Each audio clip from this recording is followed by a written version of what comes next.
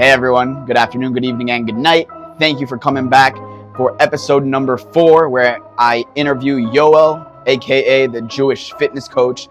I speak to him about how he got started, his fitness journey, how he's built his brand, what he's been able to accomplish, and much more. I think this conversation went super well. I'm super excited that you guys are here once again, watching me as I turn my dreams into reality.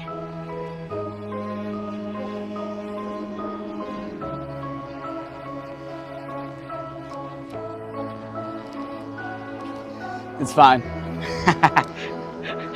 I try to have it all set up before you arrived, but bro, like a minute ago, the wind knocked it down, so I switched the one that is horizontal with the vertical one, but edit, really cool.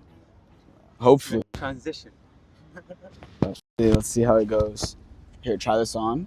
Put it however it's comfortable. You can also take it off while we speak as well. The best to, it should be fine, I think. Or should I get it over? I don't want it to my throat. It's completely fine. It's a great mic, so I'm not stressed at all. Want to make sure the angles are right. Perfect. Angles are beautiful. You got my good side as well. I got my good side as well. So my good side is I shave my beard as well for it as well. Oh yeah. I mean my attempt of a shaved beard.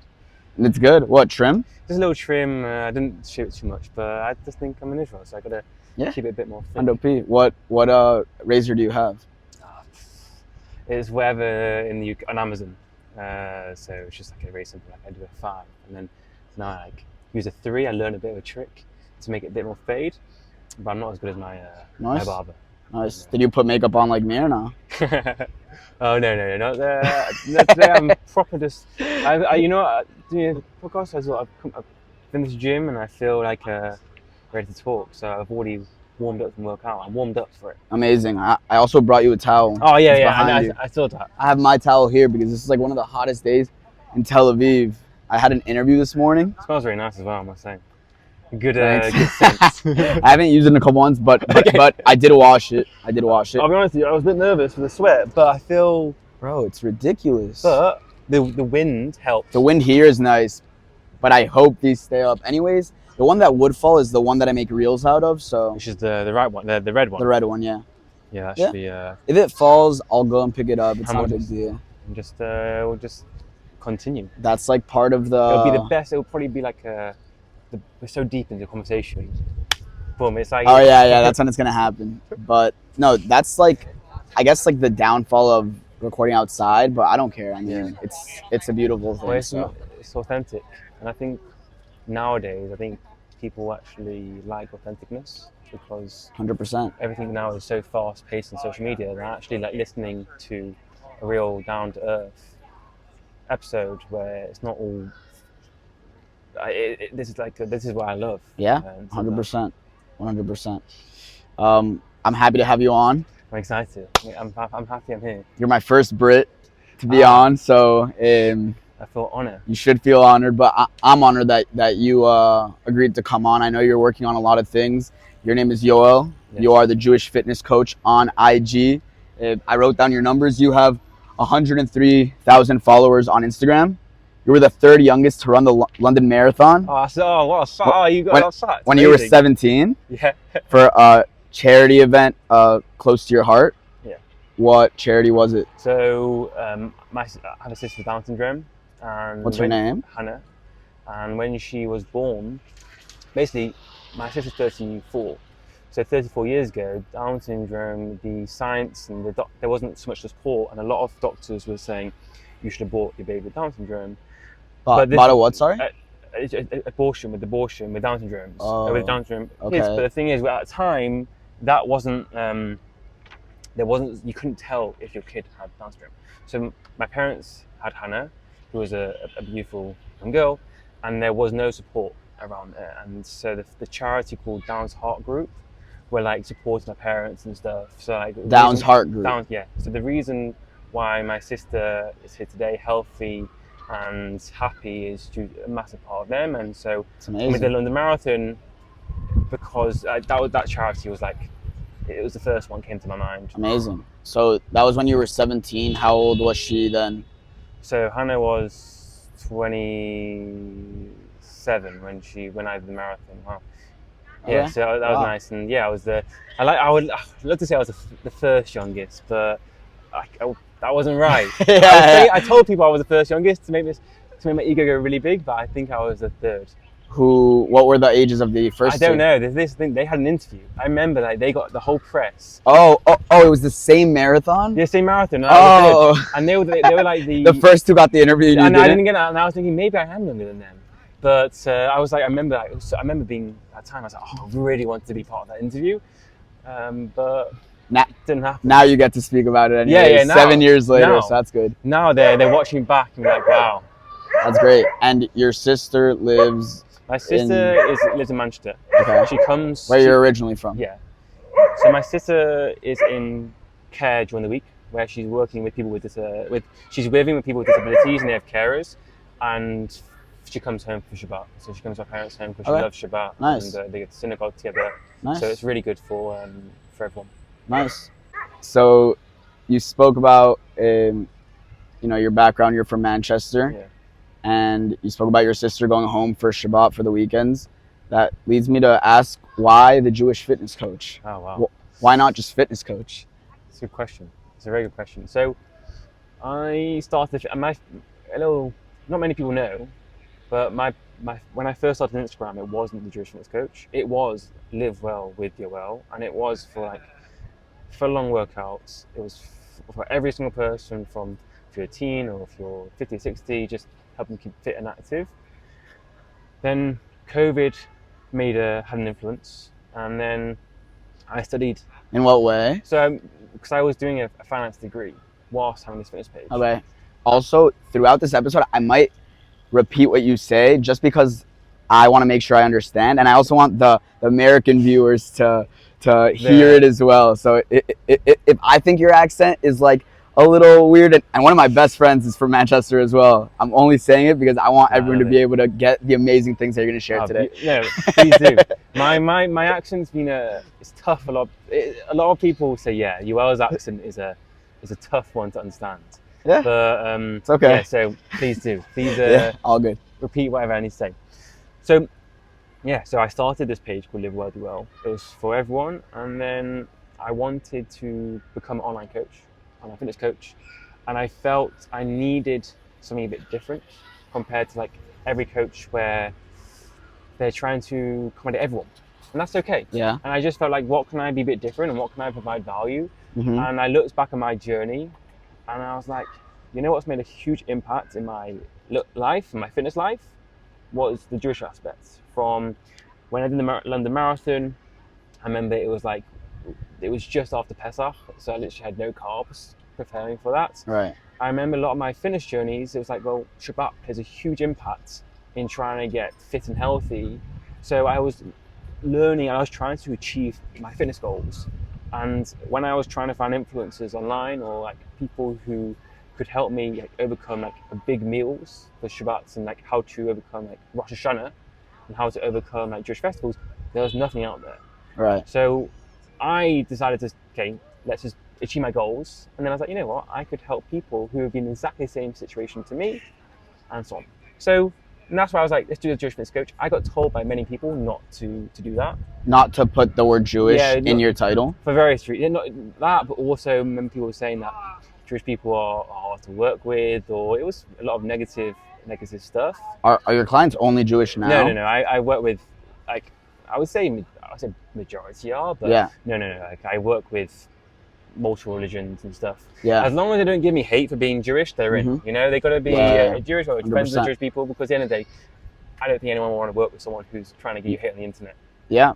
I agree 100%. Also, I just want to make a disclaimer that this is a joke, but I was taught from a very young age that calories on Shabbat and on chaggim don't count. Exactly. Right? Of course, there's also a joke where saying you could have the calories of the Jewish New Year, so you're having thousands of calories. Of the number of the Jewish New Year. There was that, and then I like that too. On Rosh Hashanah, there's someone who's done a really good quote. I can't remember what it was, but I repost it, and every year it gets a good amount of engagement. So in September, when you're watching this, if you're watching this in September, you're going to see that check my Instagram, and that quote's going to be there. It's a great quote. I look forward to it. Yeah, because like chaggim and Shabbat, especially when I'm at my parents' house or my like family's house, my stomach becomes a bottomless pit, and it's amazing. And then I just go to sleep and use the bathroom in the morning, and it's a new day. It's the bathroom. It's the bathroom. But that's the thing. I think it's really important to enjoy those times. I think those times are like memories with family, and like I don't want anyone feeling like, oh, I've got to diet during this time. And if you can take strategies from really simple and just focus on enjoying yourself and maintaining your goals, then you get to go out afterwards and feel like I've enjoyed myself and not feel guilty. Wait, I agree. And a big part of your brand is like challah, right? I am a challatarian. A challatarian? I like to say it now. I think I need to get that on a t-shirt. Yeah. I think a t-shirt with a challatarian, and then has to come out in 2024 one day. And that's amazing. Well, listen, as you know, I shared on my story for people to submit questions to ask you. Cool. So I was gonna divide that into a segment, but honestly, it has to do with what we're speaking about now. And someone asked, do you like the inside of the challah more or the outer of the challah? Ooh. You know what? I'm gonna say on average, inside. However, sometimes there are some really, in a pull-apart challah, sometimes the outside of that pull-apart challah is the best. But I would say on average, I think if it's a good texture in the middle, don't think you can beat that. And I can go as far as saying that I've had times where I've taken the inside and not had the outside. Oh, same. And I just think, I feel like each person has pulled their preference for sure, and then gets dirty looks at the table. But like, what would yours be? Inside, of course.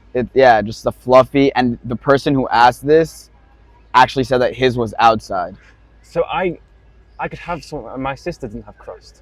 So my sister is where I got my inspiration for challah, because she loves challah, but she doesn't have the outside.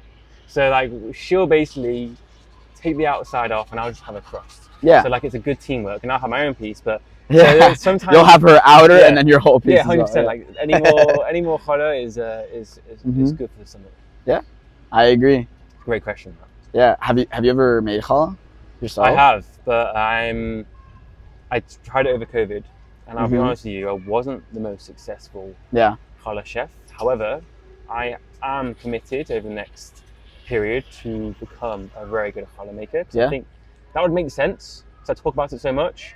And I would like to document my journey of like becoming a better challah maker, because right now I wouldn't. If I made a challah, I'm not going to give it to anyone.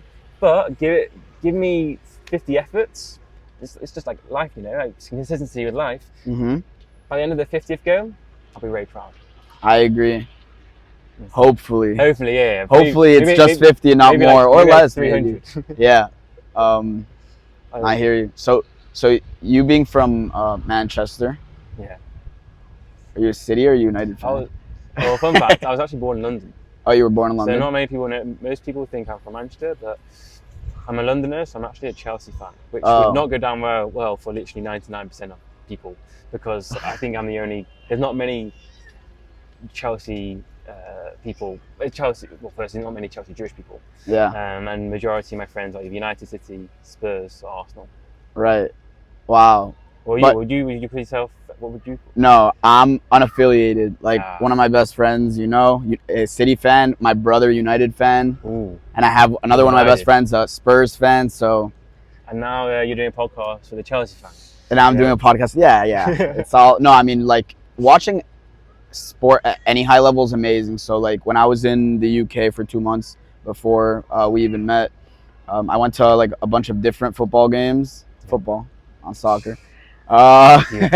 Football in my mother tongue. And it was great. It was great to see like these talented players that I've heard of for a while just like live. It was so cool. It's a great sport, and obviously with Euros now, it's good for entertainment. Yeah, I'm loving it. Yeah, I do like American football. I'm a LA Chargers fan. Oh yeah, I remember the wrong team to support, but I gotta spark loyalty, and I'm gonna stick with them. Hopefully they win a championship. I don't know what it's the trophy. Yeah, it's a championship, a Super Bowl. Yeah. One day. Yeah. Nice. What do you like? Any other sports, watching or playing? I used to do a lot. I really wanted to be an athlete when I was younger. So I did a lot of like indoor cycling, so velodrome, and I really wanted to commit.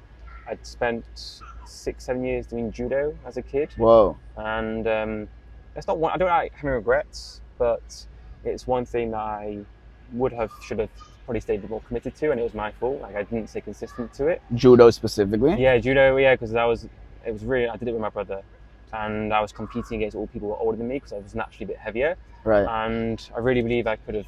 I'll give myself some credit. I was pretty good. Amazing. But I didn't stick to it in the end.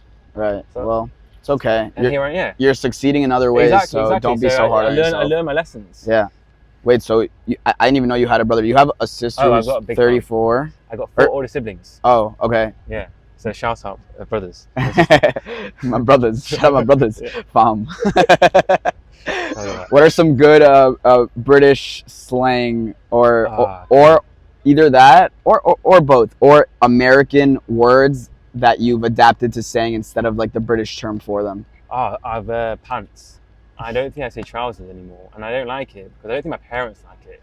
But if I'm saying I'm going to say, "What my pants today?" But the thing is, pants.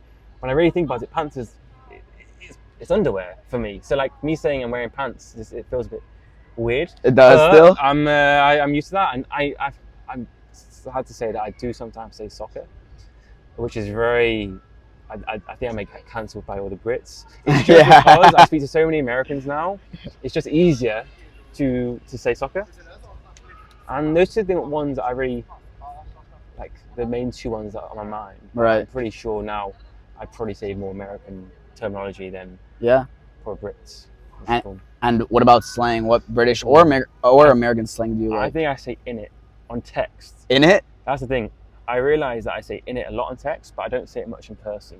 Really? I mean, this is the thing, because it's so, when you're just living, you say words that you don't think about. I think maybe I say, if anyone's heard me say in it. I don't think I've heard you say in it. So I think.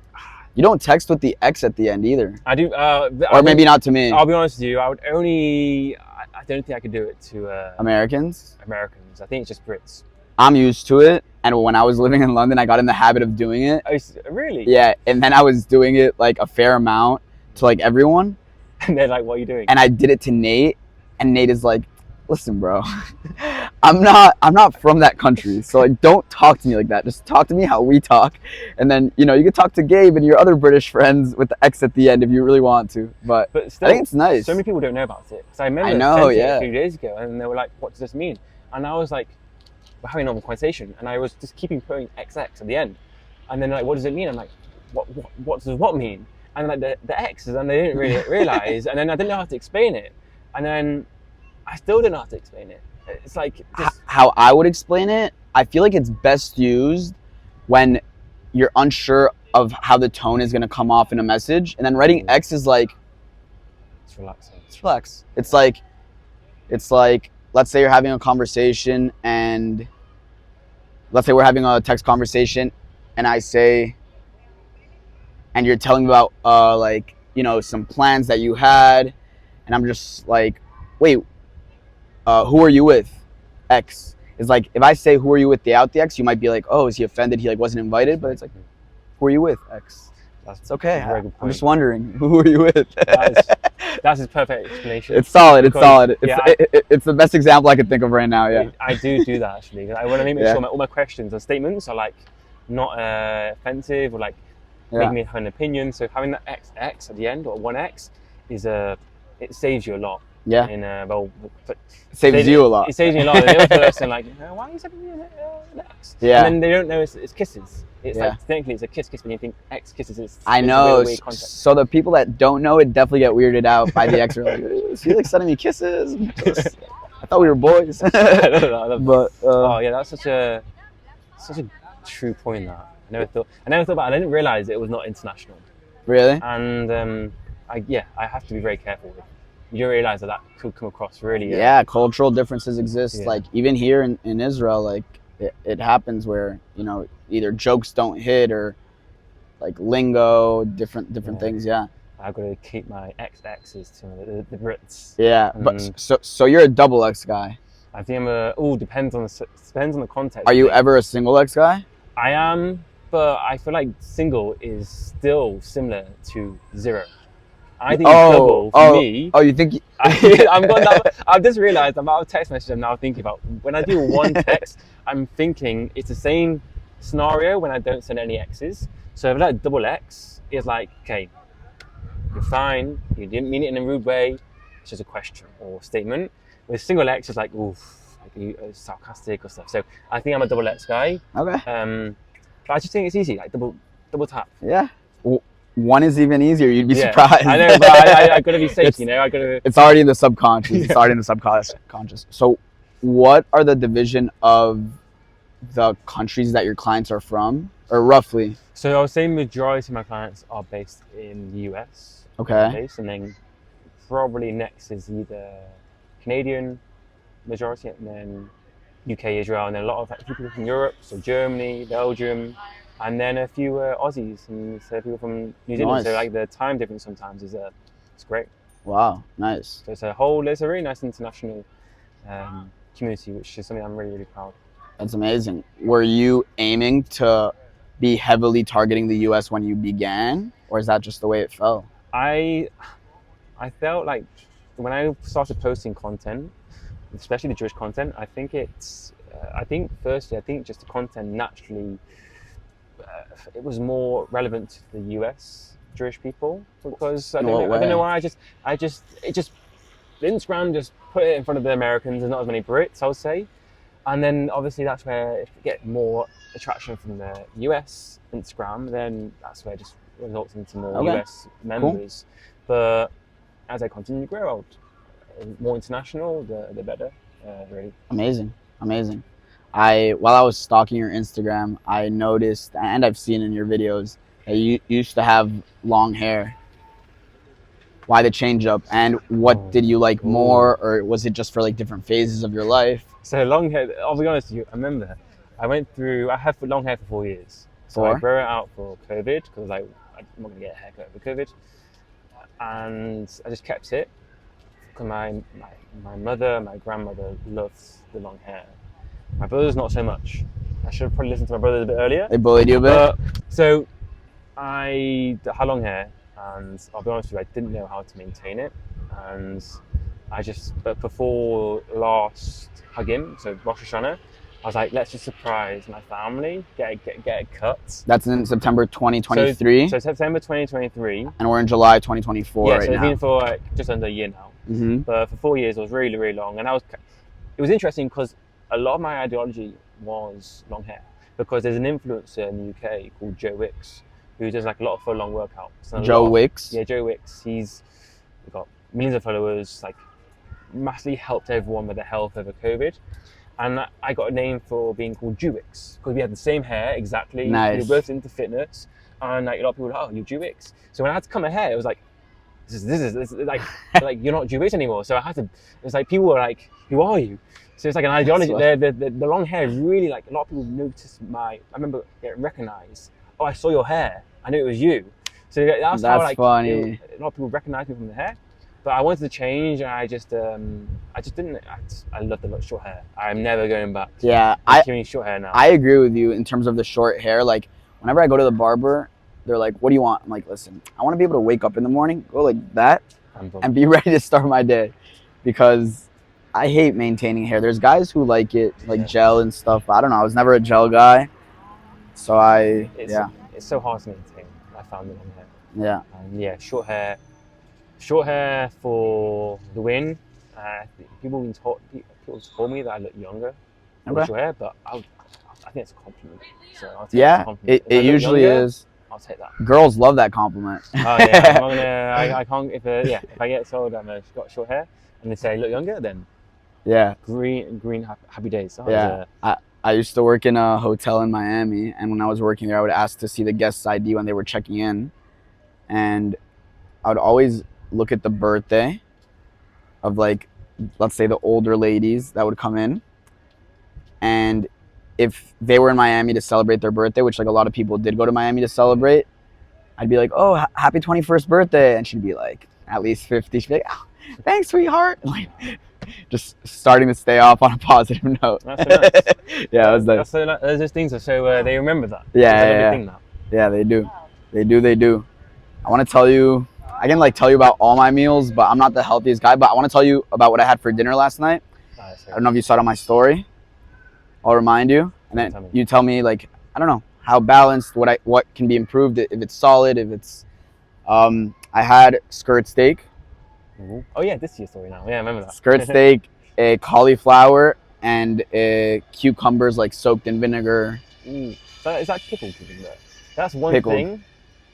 I am the only person in the world who doesn't like pickled cucumber, unless I know someone else. No, I'm sure there is, but I'm not a pickled cucumber guy. Are you Ashkenazi? I'm Sephardi. Okay, then that tracks. Is that? Yeah, I think that's more of an Ashkenazi thing. But I will say like all my family love it, and I just can't deal with it. I thought wow. I don't know if like the vinegar. I don't know if that's. It's not pickled. So I just that came to my mind when you said cucumber. I was like, I can't have pickled cucumber. Yeah. And I get hate for it. Yeah, I mean, listen, we're recording right now, so I don't want to try to sell you on this recipe, but my mom showed me how to make this like amazing pickled cucumber. But okay, well, I want to try your mother's pickled cucumber. If she can convince me to be a pickled cucumber person, I'll be very happy, because actually, it's great calories. Like you could have so many pickled cucumbers, and it's literally nothing. I mean, it's like cucumbers in general are minimal calories, so obviously pickling them just gives it more 100%. Flavor. So if I was saying on Friday nights, I'm like, just have loads of pickled cucumber, because your calories are going to be so low, and you get to have, it's a good volume eating food where you're able to have lots of it for low calories. No, I have a lot of it on Friday nights. The only problem is that I have a lot of challah and hummus with it, but calories on Shabbat don't count, so it's okay. Exactly. No, that meal is great. There's great proteins, great carbs. It's a perfect meal, and I'm sure it's actually quite filling as well. Very filling, honestly. I had the same thing for lunch. The thing is, I've been meal prepping steak recently, but like last night I only made enough steak for last night's meal, and then today I like remade another portion of steak, because steak just hits different when it's like freshly made. How often would you say you eat chicken or steak versus other proteins? I'm really a lot. I don't have steak. Really? So this is a really weird reason, and it's something that I've been working on. Basically, with some type of steak, I really find it hard to digest it, because it gets really chewy, and I've had to go to a speech therapist to help me, because to help you chew it. So help me do it. It's like a mental thing that I feel like I'm gonna choke. It's a really weird thing. Okay. I could have it if I wanted to. It's just like an orange segment or like an end of asparagus where it gets like really chewy. Yeah. I just find it hard to get that down. Okay. That's fair. Like with a steak. That's fair. I know how good it is. I've had steaks that are so good. Yeah. I was gonna say it's your loss, but I know. It is what it is. It is what it is. Protein. I just need the steak to be type cooked well. I mean, it's not chewy. That's fine. I'm fine with that. It's just What about burgers? That's fine. If it's Tel Aviv is one of the best burger cities in the world. If it's mince, it's fine. It's more like just if it's tuna steak. That's fair. That's fair. But it's not good, because that limits me a lot to food options. Yeah, and honestly, one of my favorite cuts of steak is skirt steak, and it could be fairly chewy, because you also don't have to like cook it. I don't think it's recommended to cook medium or past medium. See, that's a problem I have. Yeah, there's limitations to everything, and that's unfortunately, I've taken on the L that I can't have a steak all the time. It's okay. There's worse things in the world. Yeah, that's just very true. And do you have a favorite burger in Tel Aviv, or have you not explored? I'm discovering more burgers, but I do need better recommendations. I got you. I'm very passionate about the burgers in Tel Aviv. That's very good. Really, really good burgers. I think I'm good with the thing is I'm quite basic. So when I have something good, I'm happy with my routine. Right. I need to get better. I go to the same coffee shop most days. I need to get better at trying different coffee shops, because I know there's so many lovely coffee shops. Yeah. And I just need to experience more. And the same with burgers or any meals. I just need to select around and go to different places. Are you a sauce guy or no? In general, not just with burgers, like with sushi and with different things. What do you mean, like sauce, like with sushi, like eel sauce, spicy mayo, or soy sauce? Or... I'm very basic. I'm a basic person. I could have mayo and ketchup. Okay, mixed. I mean, I've only mixed it once with chips, like fries. Once in your life, you mixed mayonnaise and ketchup. Or maybe I remember the first time. The first time I ever mixed it in Croatia. Went interrailing like many years ago with my good friends. Nice. And I remember we got it was like just fries, ketchup mayo, and it was mixed. And I remember trying it. It's amazing. And the taste was unbelievable. I do it every time. But I feel like it was so special. If I do it again, that memory is going to go. That's fine to think like that, but I think you're wrong, and I think you would enjoy it each time. I know, I need to. I forget, have you been to the States? I have, yes, a few times. Okay, nice. Have you had Chick-fil-A? I'm not a Chick-fil-A now. Because the Chick-fil-A sauce, Is it rude? it's nice. It's nice. It's like sweet. Americans love it. I love it. Ooh. It's like sweet, similar to barbecue sauce, but lighter. I've had barbecue. I like barbecue sauce. Yeah. I've had it on pizza. But it's too much. On pizza, Oh, you wait, said? the base. Is it barbecue sauce? Yeah, it's barbecue. It's a barbecue base. Pizza is Yeah. tomato sauce. It's barbecue. There's a barbecue sauce. No. I've had it before in America. Do you know what barbecue sauce is? Barbecue, like the only time that barbecue sauce would be on pizza if you're eating like a barbecue chicken pizza. Maybe it was that.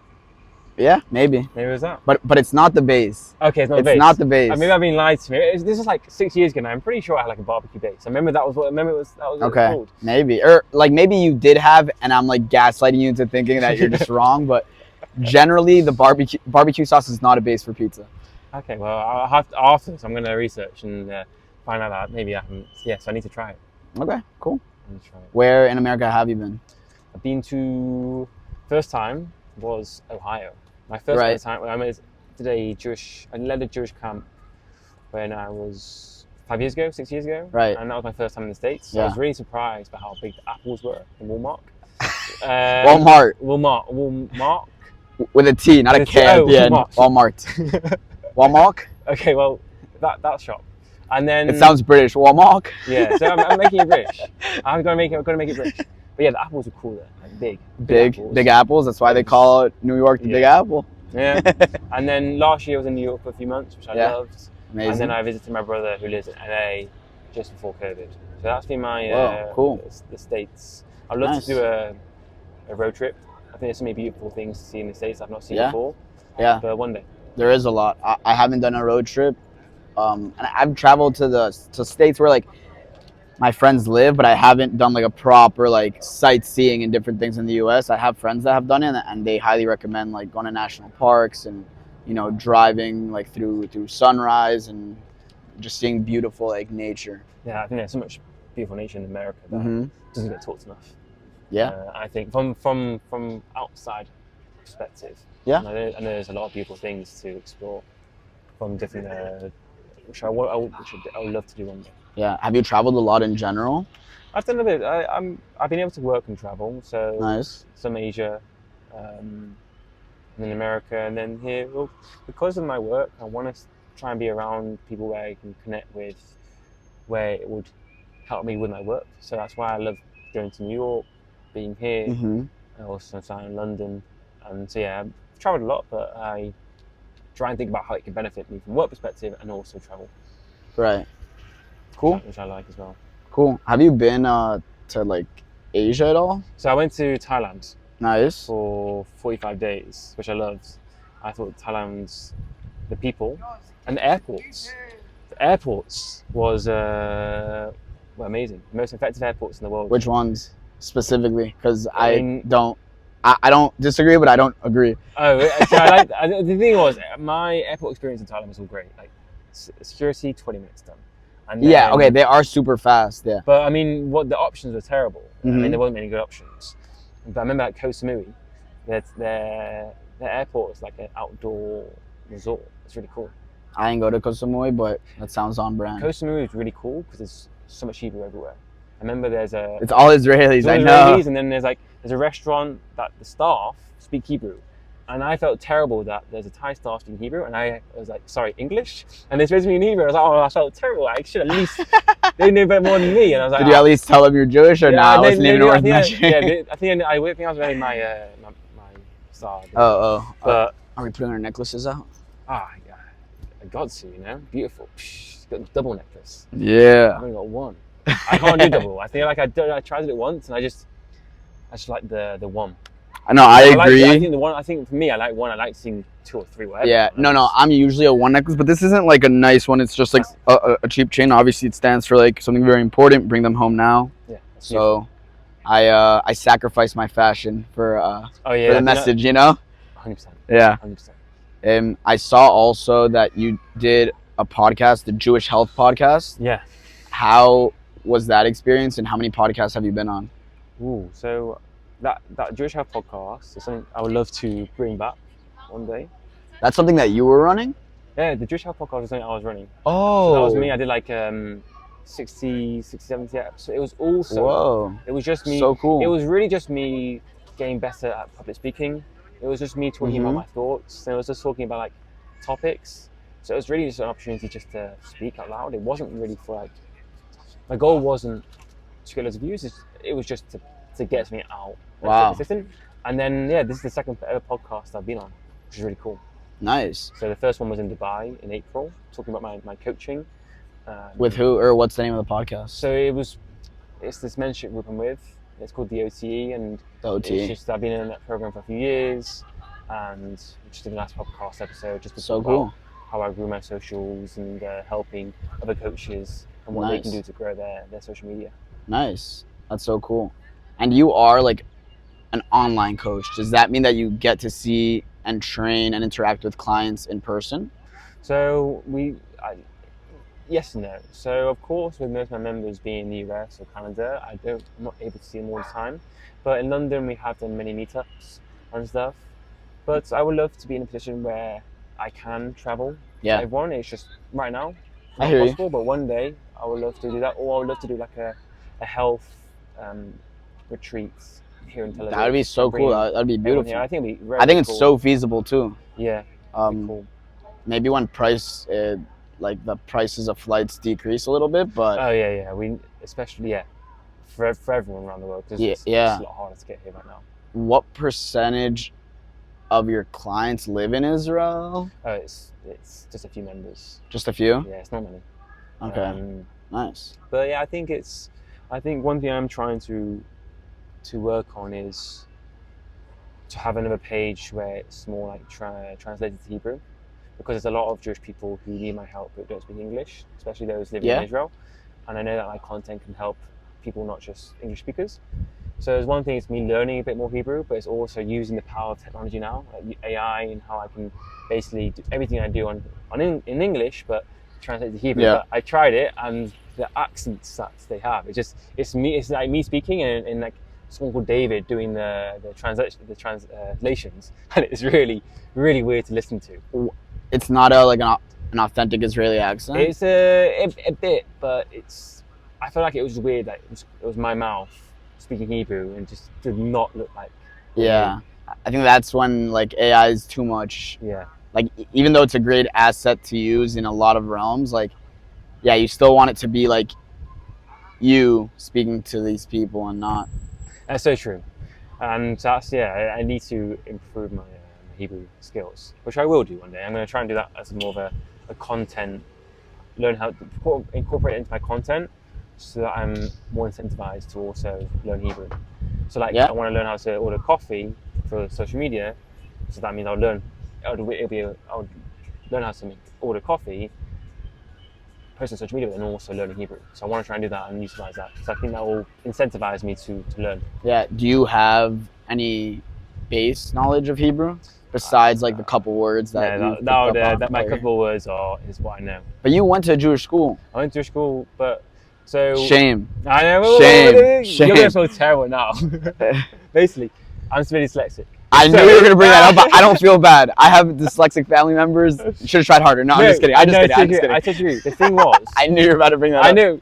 Basically, my school, I was a bit behind in English. Okay, so they were like to me, Yoel, Hebrew class off you, not happening. Right. Focus on English, and then.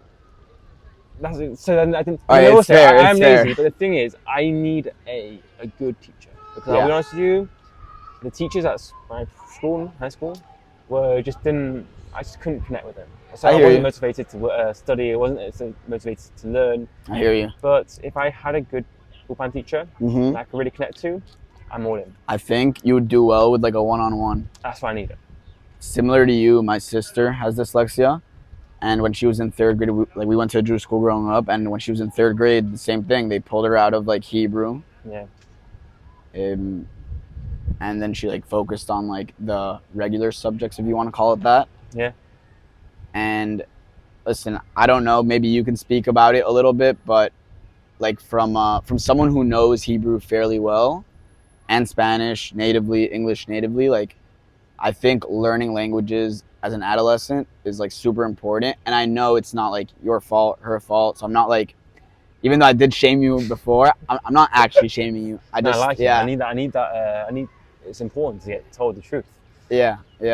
But yeah, like I don't know how do you think, not just language, but in general, like how did your dyslexia affect you, if at all? So dyslexia, I really struggle with processing information, Mm-hmm. and this is how the whole. If it wasn't dyslexia, if I wasn't dyslexic and everything was all happy days at school, I probably wouldn't have gone down the fitness route, because that's where I discovered my fitness journey, was the struggle with dyslexia. Amazing. So I think dyslexia, I got always anxious before class. Like the night before, couldn't sleep because I was scared that I was going to get picked on to speak about. It's very common with the dyslexic speakers, the dyslexic people. And then processing information. Like I sometimes have to read information 4 or 5 times before it gets in. And like comprehension was really tough. And so I really enjoy my sports, because there was the things I didn't have to speak. Right. I didn't have to process. Right. Makes a lot of sense. So yeah, and then with the languages, I think it's growing up, it's very easy to use dyslexia as an excuse for a lot of things. And I remember I used it a lot as an excuse. And now I don't use it as an excuse. I use it to my advantage, and I use it as a motivator, as a motivation. But 100%. I think if I was able to, it's hard to tell someone in their teens, don't use it as an excuse. But I think that's one of the reasons why I didn't learn languages, because I was like, well, I might as well, I'm struggling with English. What's the point of trying to learn a language? And it wasn't so strict in school to like learn French or Spanish. I think it was very relaxed. Right. I think looking back now, I think it is massive benefits to learn another language. And I do believe that I will one day like to be fluent and have a full conversation with a taxi driver.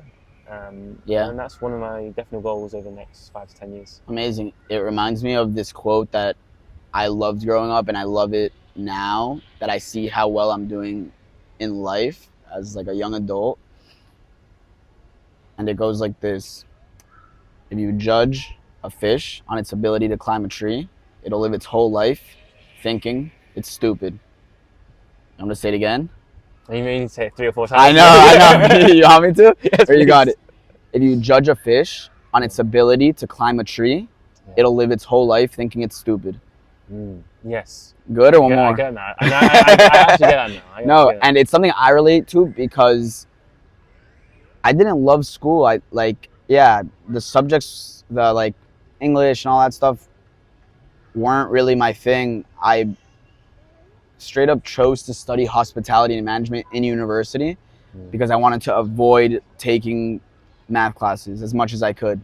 So I feel you, and I think it's like a big flaw, and I don't even know if there is a solution to, like, when we're growing up, I feel like so much weight is put on like school, but I think kids and everyone in general, not just kids, adults as well, like everyone needs to be told that the sky's the limit, because it's the truth. Like with this podcast with you, Jewish fitness coach, like if you want to achieve something, you put your mind to it, you're consistent, you put in the work, you can get there. Even if you're dyslexic, even if you have a bunch of other disabilities, problems, obstacles, like you will find a way with your consistency to surpass them all and see the blessing in disguise that comes from that. I know I'm preaching to the choir, but I know you agree. I love it. Yeah. That was lovely said. Yeah. So you mentioned dyslexia a little bit while growing up, and maybe this affected your mental health. I want to know how you think mental health, this is a question from the audience, how you think fitness has improved your mental health, but how it improves it in general for individuals. Ooh.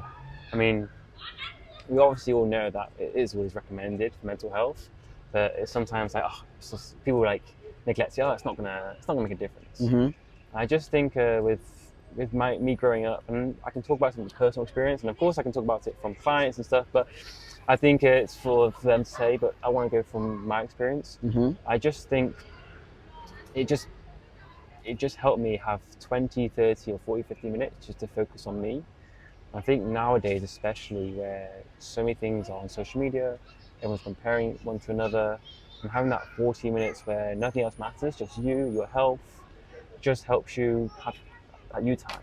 And I think that you time does a lot positively, makes you reflect on things, and it just allows you to focus on you. And I think right now, focusing on you is really, really important because we're so glued to our technology, and it's so much like, oh, what are they doing, checking everyone's Instagram stories, checking what people are up to these days, and actually that's 40 minutes or 20 minutes, however long you can stay consistent to, is just so refreshing for yourself. And everyone who either goes to a walk or works out knows that they may not feel 10 times better, but as long as you feel 1% better than where you were before, it's always worth it. No matter if it was a terrible workout, no matter if it was a 10 out of 10 workout, if you feel at least 1% better, it's always worth it. I agree. So yeah, that's something. Yeah, and it helped me massively growing up. Amazing. Just with this exercise. And so I'm very grateful for that. Amazing. In my personal life, something that I've known this quote for a long time, but something I've been trying to live by, very recent, is just get 1% better every day in every aspect of life. Yeah. And after you look back, after a couple weeks, couple months, couple years, you're gonna see all the progress. And on mental health directly being correlated to physical health, what do you, I don't know, like advice, or I don't know, what wisdom or anything do you have for the people who do get physically active but still struggle and are constantly comparing themselves to fitness influencers, let's say, like yourself? Yeah. Well, some of these points will probably be not harsh, but reality, and I think it's important to say the truth. I think the best thing that ever helped me was a few things. One, actually unfollow people who don't share the same values to you. It's so amazing when you realize that you're not following people who are just at a complete different level. When I talk about it from my perspective, I'm a Jewish fitness coach. I have Shabbat every weekend. I enjoy my fruits. Why would I compare myself to someone who hasn't got any of those traditions of the weekend, who's a very different scenario in their life, who may be on a complete different book, complete different journey? Me comparing to them wouldn't make sense. Yeah. At the beginning, I was comparing myself. So I was learning about who am I in my field, and I actually started to take inspiration for people who are 2 or 3 steps ahead of me. When I stopped unfollowing all the other people, it was so refreshing because my feed were people who I share the same value with, I generally enjoyed. So every time now I go on social media, I actually, of course, with what's happening in the world, it's obviously challenging, but from the influencer's perspective, I find it quite positive and helpful. That's good. The other That's thing really good. is compare yourself from where you are now in 3 months' time, because it's really easy every single day to look yourself in the mirror and be like, oh, I've not made any progress, my clothes are staying the same. But if you compare yourself in 3 months' time, there'll be so many differences.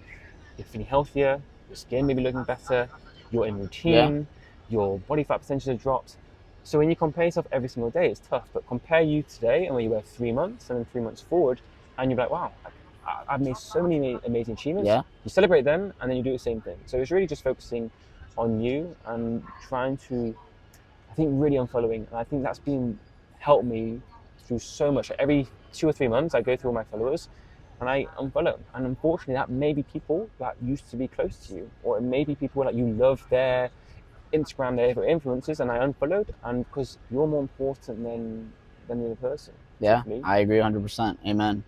That's my wisdom. That's my wisdom. No, that's good. That's really good. And it's just Instagram and technology is so involved in our day-to-day that I hope that people hear this conversation and hear the ways that you deal with it, and hopefully they find ways to deal with it as well, because to someone, you are someone steps ahead of them, but you also have people that are steps ahead of you, and then those people have people that are steps ahead of them. So I think it's great to focus on yourself, focus on your goals. And I never thought about following people with the same values, but it's super important. It's like Instagram followers. You know, me getting 10K was probably the best feeling in the world. Me getting 100K now makes no difference because you're always looking for the next thing. I'm now thinking about how to get to 500,000 followers. And I know I wasn't even, I got 100K, I was like, oh, I'm really, really happy. I had some nice challah to celebrate, and I was ready to go again. So like, but what I realized is that I was massively grateful when I got to 90. I was massively grateful when I got 80. I'm massively grateful when I got to 100. And I just think if I'm always comparing myself to someone with 2 million, 3 million, it can get overwhelming. Yeah, for sure. It's just celebrating those small wins, and that's working. Amazing. It's just not obviously from a fitness perspective. In social media, it relies into work as well. Yeah, which is your brand, of course. So how do you measure success now versus how did you measure it when you started? Oh, I think when I first started, it was actually body. I think it's really common fitness coaches that you've got to have a really good body to be a successful coach. And at some aspects, you want to show that you can make progress, and that's why I did a lot. But that's not always the most important factor. But now it's more how influential have I been to my clients and my followers. So when I get messages now from people saying that I've helped them with struggles from what's happened around the rise of anti-Semitism, or what's happened in Israel, and they say that my content's helped them, that's amazing. So that type of messages I get from people where I've helped with their mental health is like beautiful, and obviously helping clients and stuff. So that's how I measure success, and how I can get as many of them. So I get more of them, it means I'm helping people. Yeah. And that's been my goal. That's my goal. And now it was my goal from day one, but there was more like, because when you start a journey, it was hard to know what's a true success metric. I hear you. Actually, one of your followers asked a question. Did you get some weird ones? Because I get some when I do the box. I get some interesting questions. I didn't. I didn't. Thank God. But no. The best response to anti-Semitism. I can also try to answer, we're just people. We're just people. We can try to answer to the best. From my perspective, yeah, I think you've got to understand that no one was born with hatred. And unfortunately, hatred has been put into people from their parents or the communities they're in. So I'm always trying to be kind. And it's happened, I had a really successful message a few months ago where basically they sent a really hateful message, like dirty, really like Jewish person. After October 7th? Oh yeah, and this guy was like a bodybuilder. And I was like, brother, awesome physique. He came back like regretting it. I'm so sorry, I was angry and stuff. All you said was awesome physique? I said, look, he gave me like death threat, hate message. Yeah. And I was like, hey, you know what's the point of giving me hate back? Let's just be kind. Kill him with kindness. And the reply, and then it did really, really, I mean, I showed everyone on social media because I was like, actually, not everyone really means what they say. So I was like, it doesn't work all the time, unfortunately, because some people, that's not happen. And then the second thing is, I would say, get fit. Because that is one thing you can control. You can obviously right now, feelings are very, very low. It's tough. But one thing you can do is try and prioritize your day to focus on you by walking steps. You're not going to feel 10 times better for doing it. But like you said before, if you get 1% better, if you feel a bit 1% better for doing it, it's worthwhile. I agree. And you can take a bit of stress from the stress on social media. And I think that one or two things you've got to focus on what you can control rather than dwelling on things you can't control. Because right now, there's so many things we can't control. So focusing on things you can control, your own health is one thing I would recommend. Yeah, I also think that in this day and age, there is so much hate in general, but it's especially active on social media where it's so easy to comment on someone's picture, hateful things, or DM someone or hide behind a screen. When a lot of this dialogue, if it were to happen in real life in a respectful setting, I feel like a lot of people would just hear each other out. But obviously that's in a perfect world. In a perfect world. So the scary ones are when you get hateful messages from people are generally real. You could probably they could be in the streets of London or Manchester, and it's that's a bit scary. But unfortunately, that's just right now. We got as Jewish people, we've got through tough times, and we'll just work together. We'll get through tough times in the future. Amen. How many steps do you average a day? I am the step king. Yeah, I know. You know, I don't think anyone... Pull it out. Do you know it or no? I'm probably getting 25 to 30k steps per day. That is a lot. Average. That and is then a lot. on weekends, I've been trying to do a thing. At weekends, I try and get 100k. So from Friday, Saturday, Sunday, I try and get 100k. So one day, 30, 40, 30. Okay. Right now, my average is 27 this last month, Whoa. 28k. That's crazy. Last 6 months has been 23 because when I'm in Tel Aviv, as you know, I walk everywhere.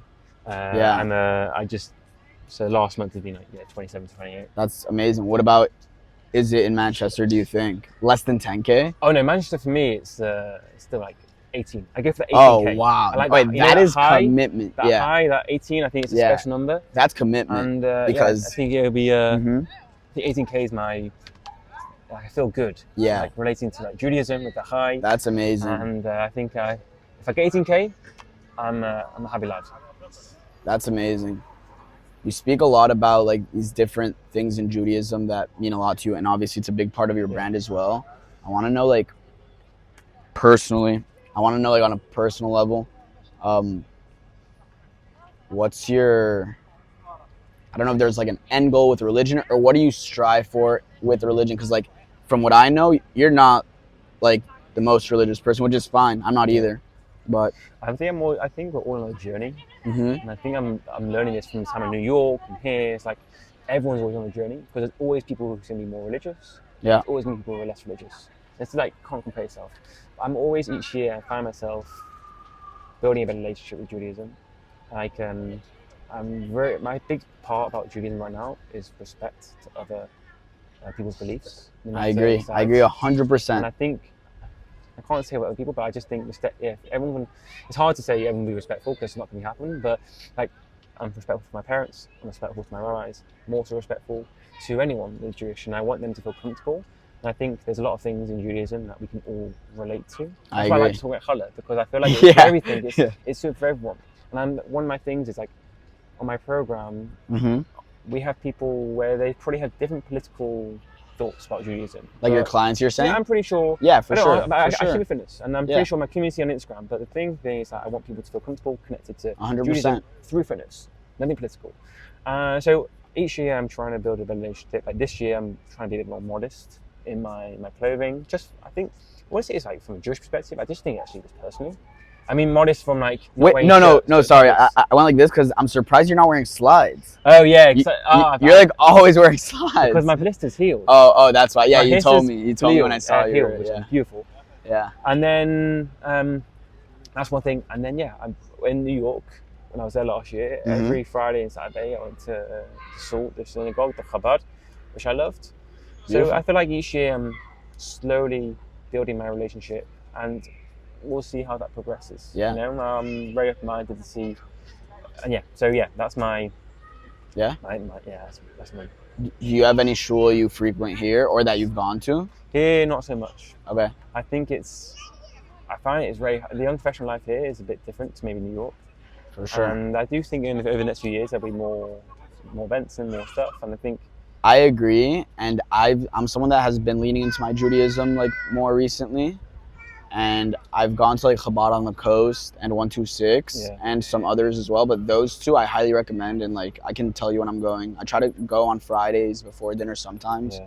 Saturday, I went last Saturday for lunch. It was nice. I went for like the service for a little bit at the end. Oh, I love the Friday night service.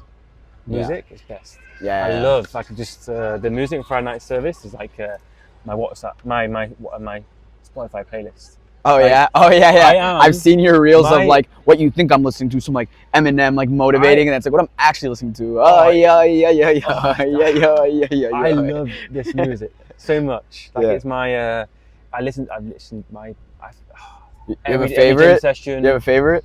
It's just I don't know the song, but it's any Shabbat Sing it. Song. Sing your favorite one, or mumble it along.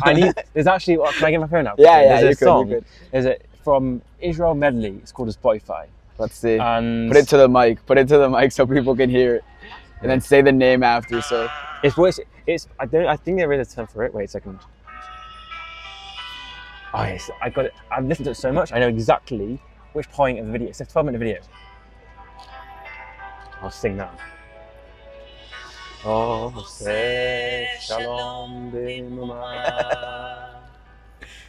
הוא יעשה שלום עלינו. I could be this all day, but Continue. I'm not cutting you off.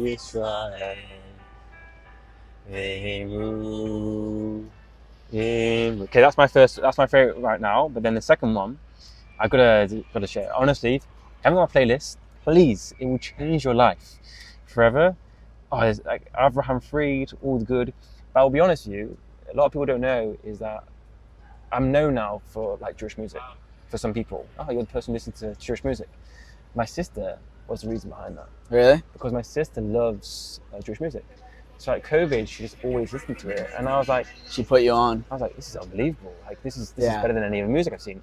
And I just took it. It's and amazing. I was like, now when she's playing it, I'm like, oh Hannah, let's sing. Yeah. Let's go. I have a favorite, like, I don't think it's considered Jewish, but it is. I think it's like Hebrew, and it is like a spiritual. But you're not gonna show the second song. You're just so excited. The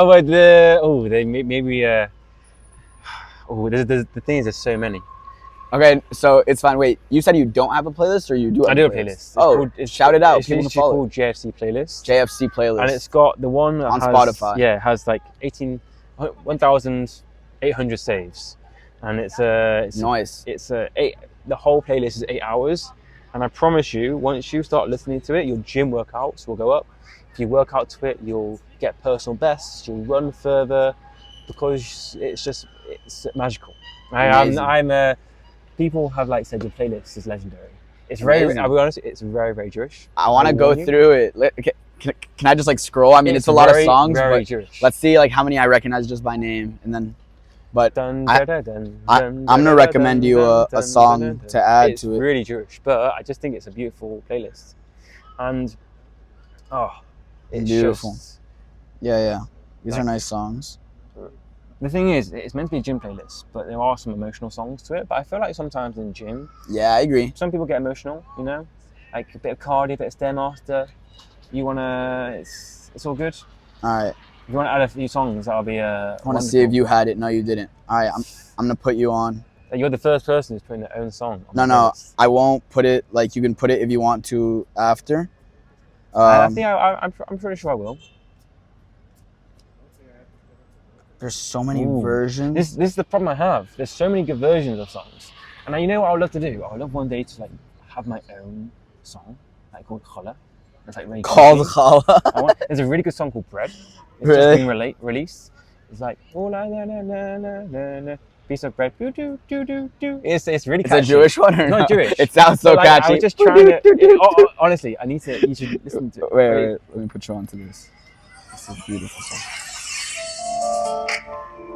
I know I should skip a little. I'll let it drop it. Getting in the zone. You're getting in the zone to work out. Freestyle. This is like a little hip hop version. Ooh.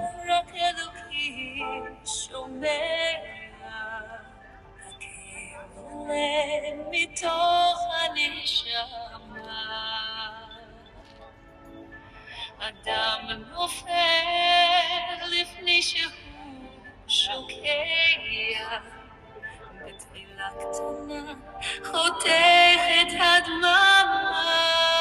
That's part right now. שמע ישראל אלוהי אתה הכל יכול. נתת לי את חיי, נתת לי הכל.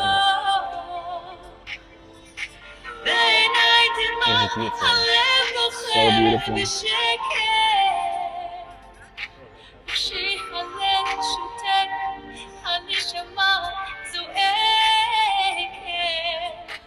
I can imagine myself doing bicep curls to this. Yeah, like, it's really that's the last thing I think of, but good. It's like you do slow. It's really good for the tension in the muscles. At the drop, at the nice drop.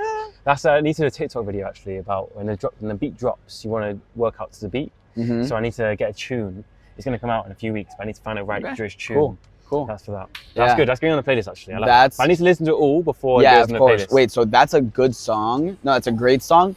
But I like the version by Naomi Shemer a lot, which I couldn't find right now. Because you heard like those subtle beats that were like a little hip-hoppy. this is such a like pure, beautiful song without the hip hop already. That Okay. I don't think like the hip hop is necessary, but it's also good. Yeah. It's also good, honestly.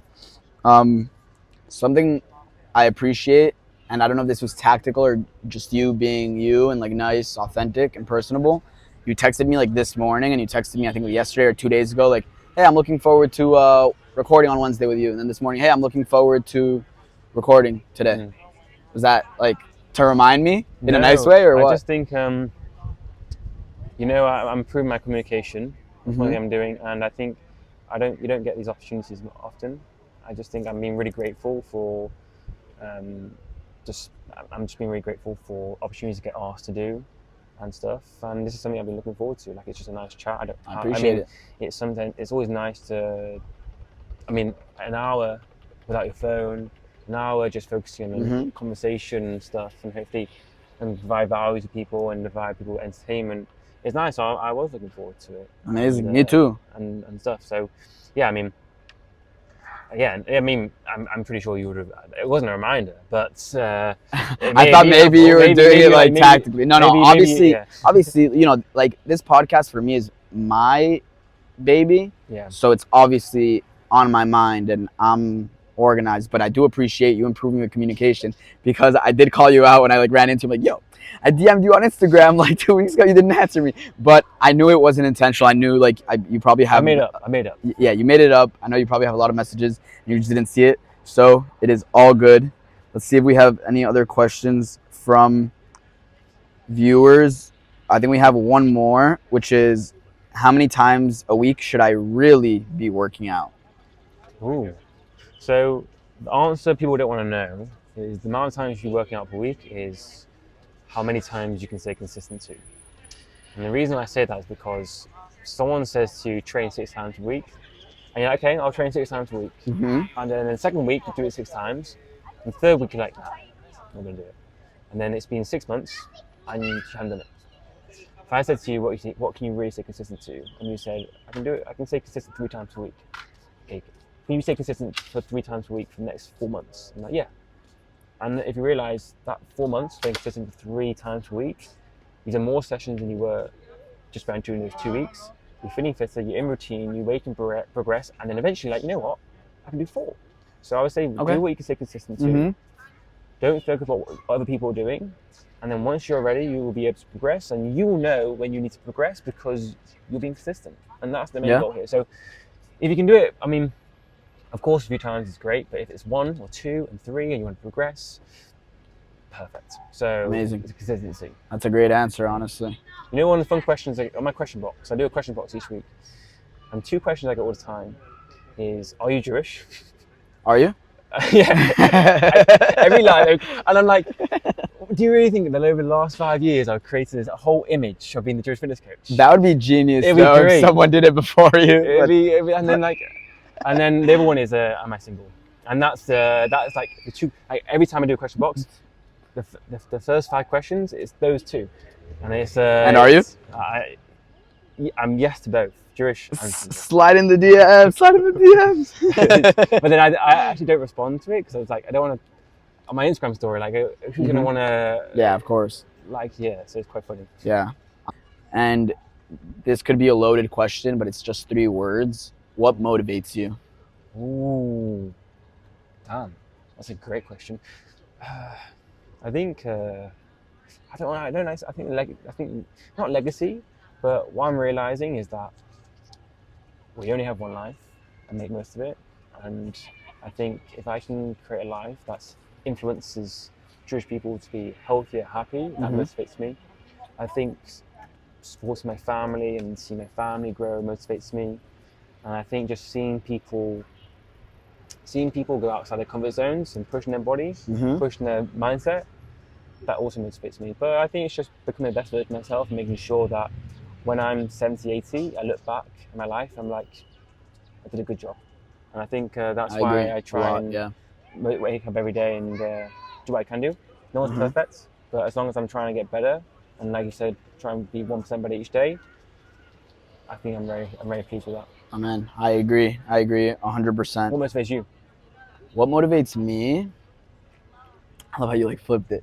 I have to. It's a big question. I think recently, like what I shared of like getting 1% better every day, I also have, like you said it in such a positive way, but I think like usually how I thought of it was in like a slightly negative way of like, I don't want to wake up one day and regret not doing things that I wanted to do.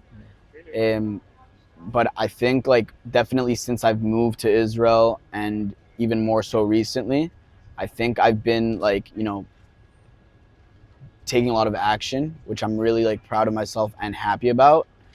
I also live my life by just staying true to like good intention. And I think that if you stay like authentic to yourself and just always have the intention to like not hurt anyone, include people, and do right by everyone, I think in the long run we have the ability to positively impact so many people that like you don't even notice. You know, I invited you to this like party I threw on Saturday when Shabbat was over, and I got a text from like a new friend that I made here in Tel Aviv, and she said something that like warmed my heart, and she was like, Bernie, like thank you so much, I'm so glad I met you.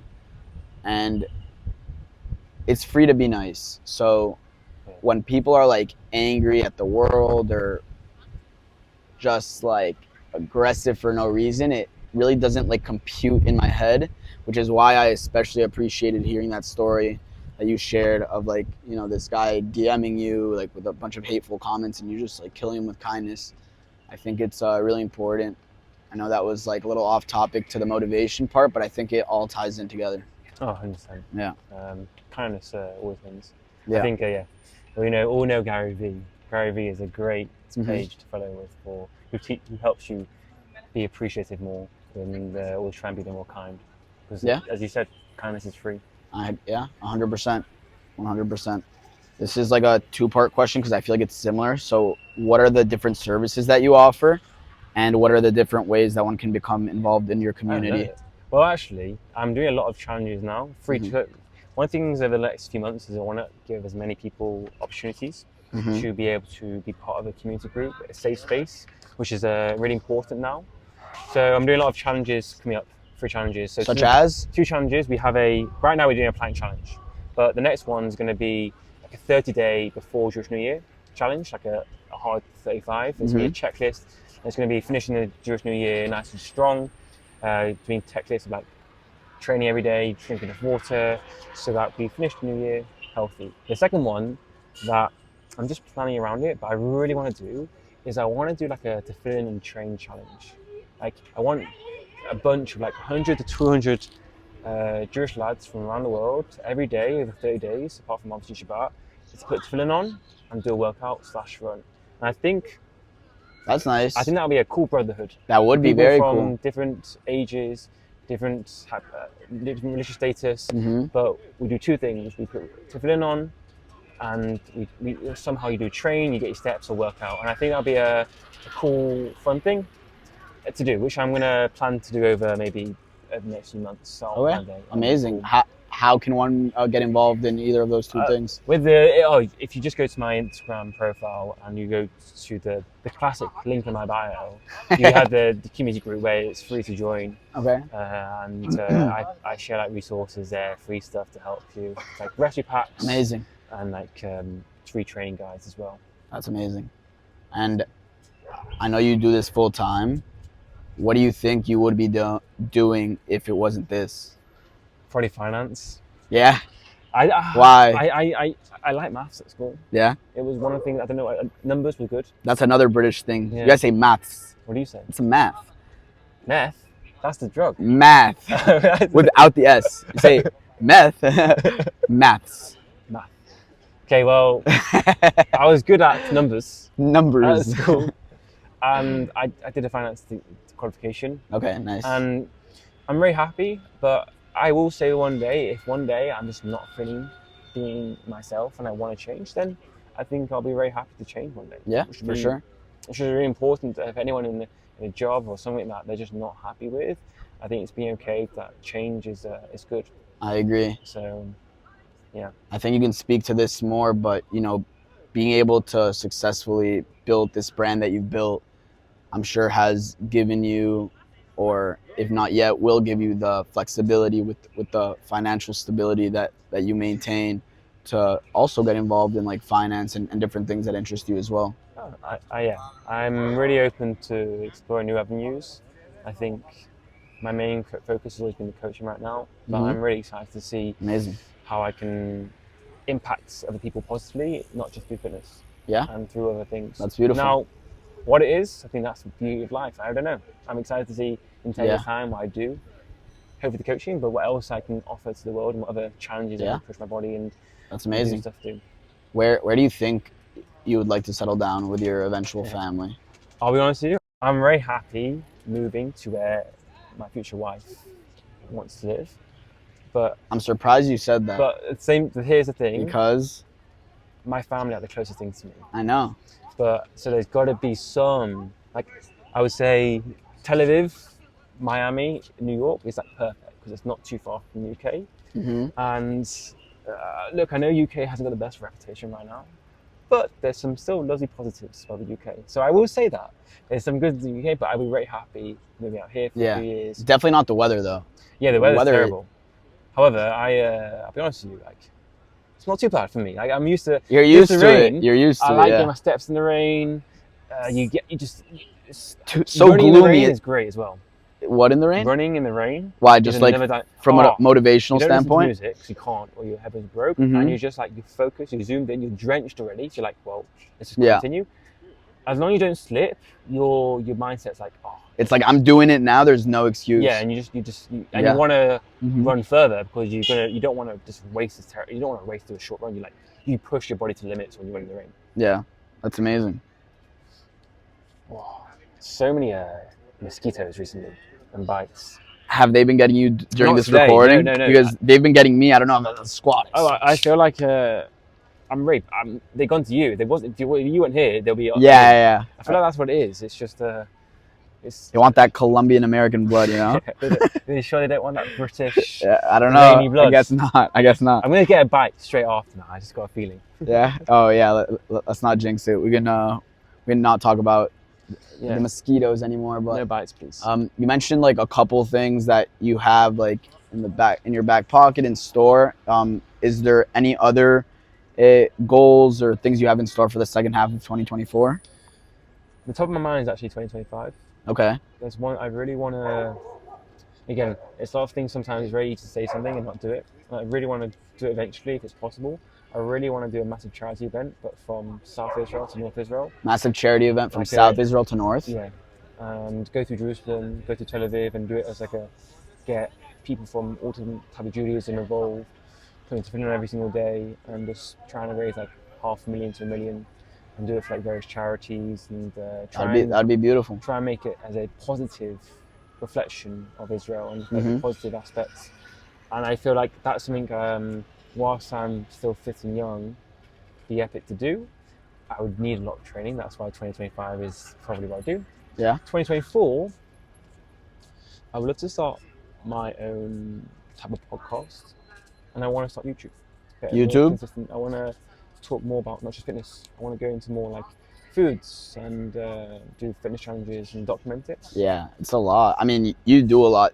Do you work alone, or do you have anyone working? I have a few team members who help me, my rock stars, and then I will be bringing on a few new members as well over the next half a year for them to have their own clients and build a. Are they all full time? Are they freelance right now? They're most likely freelance. My team, they're all full time, but the people I'm bringing on will probably be freelance. So the other coaches. But the team are like fitness people specifically, or people that help you more with like the business side of things? More business side, admin and stuff, and just making sure that helps with my calendar.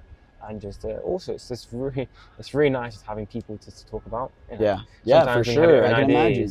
We have a team just speaking about them, they give you feedback. It's so valuable.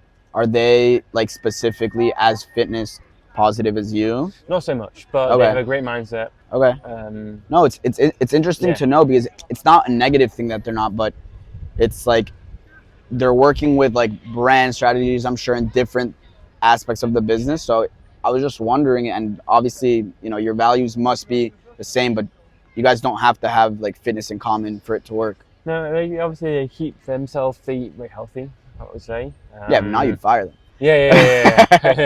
If they weren't at least a little bit fitness minded, yeah. No, they walk a lot. They have a few dogs. Okay, nice. They do walking a lot. But I think they're coaches. I think, of course, want to have qualifications and have. Yeah, of course. But as teams like helping me behind the scenes, like helping me edit content and help me like with just a few admin tasks, then as long as they're with the values, they listen, they're open to learning, then anyone I would work with. Amazing. Are they all based in the UK? No, they're based in the Philippines. Oh, so nice. They're great. And okay, I'd love to amazing. do one day. Yeah, that's so cool. Oh, I think you did mention it to me. Yeah, that's awesome. That's so awesome. Helpful. Nice. And then what was your biggest challenge early on, or challenges, and what is your biggest challenge now? My biggest challenge early on. Ooh. Is this aspect from social media or just life or business? However you want to answer it, and you can like, listen. I'm continuing to ask questions because like there's like stop points, but you can like perform monologues and go on. And if I cut you off, if the conversation goes elsewhere, it'll go elsewhere. But like, feel free to answer however you'd like. It's a good question. I think the biggest challenge early on, I think it was very hard. Oh, there's a lot of my brain is like double timing, like the big challenges, because there was a lot, and I did have, especially this. I think I'm gonna go through the social media page. I was one of the first like Jewish pages. Like, when I first started, there were maybe like 2 or 3 other pages that had Jewish in their title. Right. Now it's beautiful to see there's so many. Yeah. And I was getting hate from day one. Like I was getting the comments that everyone gets now. Day one, I was getting 3 to 5 today. Yeah. But like all hateful comments. So I built, like, as someone who's quite sensitive, I would say. I think one of the reasons why I'm that is because with growing up with a sister with Down syndrome, I think I'm just very careful, caring, very sensitive. So getting a hate comment when you first start a page and it's fresh was tough. Yeah. But now I'm like, imagine. Come on, that's a terrible hate comment. Give me some proper hate. Give me some juice. Give me some juice. Because now it's nothing. It's a text message. Like it's someone, a bot, or someone doesn't mean it, who's having a terrible day giving hate. Yeah. It was very tough to understand that at the beginning, and then it was. I think it's just when you're trying so hard and things don't progress, you compare yourself to other people, and I've had to go through that tough time to be where I am today. Nice. So just that's been the challenge then. Now, I would say it's. I would say it's. I think personally, delegation. Dedication. Delegation. Delegation. Giving them a role. So I want to make sure I can do new things and stuff. And how can I delegate more so I can still provide the best service on Instagram, to my coaching, and ensure that I can help as many people as possible. And I love doing tasks. I love doing the stuff where I know actually I could probably be delegating it to someone else or bringing someone else to do it. And that's a big challenge now, actually. Yeah. And that's one thing I'm always. I think I got a bike. I've been getting them. And now, but that's part of the journey. Yeah. And in 3 years' time, I'm hoping I will overcome that, and there'll be new challenge. Yeah. Which I'm excited for. No, that's a great mindset to have. Excited for the challenges.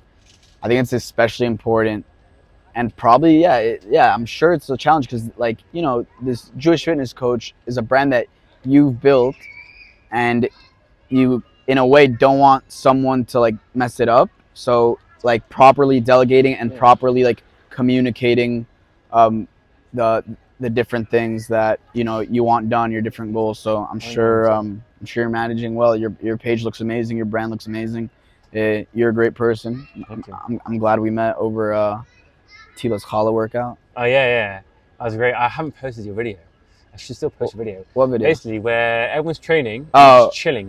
Oh, you're gonna post? Yeah, I'd be happy for you to post great it. Viral TikTok. Yeah. Or when you're doing a workout class, there's a capture. That's hilarious. I need to think of a video capture. Yeah, I remember you mentioning it to me. Context yeah. For a great viral video. Yeah. That's great. Nah, I agree. No pressure, but I would love to be on there. I would definitely send it to all my family and friends. That's a funny video of me like kicking my legs up in the air while everyone's working out around me. just like literally picking grass. Oh, I love that. Do you have a final goal for the Jewish fitness coach? If so, what is it? Do I have a final goal? My final goal as a Jewish fitness coach is just, wow. It's a good question. I know I should ask myself that more often. I think right now it's just continuing to provide as much value as possible. That's fair. And I also think it's going to seeing what else I can do down the line, and not just coaching, seeing how else I can impact the Jewish community, but also non-Jewish community positively. And as long as every month or few where I see progression in what I'm doing, great. But that's actually maybe something I want to think about. Okay. Because I think actually right now I don't know. Right. That's completely fine as well. That's my homework, you know. Yeah. Part 2. Yeah. Part 2, opening up. Oh yeah. With a goal. Oh yeah. All right. And then last question. Leave me with some words of wisdom as I, venture into this like podcast I'm making, and also like advice in general to people that have ideas like living in their head, businesses or ideas living in their head that they haven't acted on yet. I think it's always gonna my wisdom for anyone who's trying to grow on socials, or I think is just focus on the next 2 or 3 steps. It's so easy to drink a cup of coffee and be like, ooh, what's this new idea? Or I should do this. When actually the magic that you're looking for is the things you're avoiding. And that's what I take to myself as well. There's things that you want to do, this and that. Mm-hmm. But actually, there's one thing in your back of your mind, you're like, oh, you know what, I should be doing that, and I'm not doing it. And if you just actually hit that and focus on that, that's where the magic occurs. And that's with everything I do. It's like, oh, I get a cup of coffee, I think about this idea, that other idea. When actually it's focusing on the next step and what you're doing. And it sounds terrible, but it's a game of consistency. Yeah. I think it doesn't sound terrible. It's terrible. Like, reality. I know it's quite a common piece of advice, but I just think if you stay consistent and you're really passionate with your goal, you'll get there. It just be okay that it may take a bit longer than someone else. Okay. And I appreciate that. That's for anyone. I would say, because that took me when I'm in a coaching mentorship group, and for my progression took 3 years longer than the average person, and now people you're so successful. People don't know that it took me 3 or 4 years to be exactly where someone else was in like 2 or 3 months. Right. But everyone says, 100k followers on Instagram, you've been so fortunate, so lucky. Like my page, no one got any likes over my first few posts. No one's listening to my posts. I've been doing exactly the same message from 5 years ago. Right. And now people are actually listening to it. So I've not changed. My message doesn't change. It's just consistency. Time, consistency. Amazing. Putting the hard work in and being true to yourself. And that's one thing that I'm trying to always be best to myself is like, don't do collaborations, don't do things that isn't who you are, because then it's consistency's out the window. And that's who I work with, who I do collabs with, what I post about is me, and I love it. And if I don't feel like it's not working, because I'm being fake, it's not happening, because I can't stay consistent with that. Good. So I respect it. Keep to yourself, and you know what's best for you, and it's not about changing everyone in the world, it's about changing a small percentage, and if you change a small percentage, it's so rewarding. Love it. I love it. So I think that episode went great. I think this conversation flowed really well. That was beautiful. Thanks, y'all.